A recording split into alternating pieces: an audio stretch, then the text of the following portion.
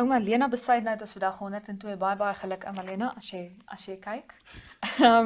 En Aurelia Afrikaner het 'n berig geskryf oor haar lewe, Ja. oor haar betrokkenheid by die bevrydingsstryd. Ja, 'n baie vol lewe. Oukie, toe wil jy 102 word? Nee, ek sien nie uit daarna nie, maar as ek so 'n betekenisvolle lewe kan lei, jy weet, sy het groot bydrae gemaak, die stigting van Okania, sy het daar getrek toe dit maar 'n plaas was, die feit dat sy haar eerste huis vir SWAPO gegee het, is 'n groot bydrae in die nagevolge.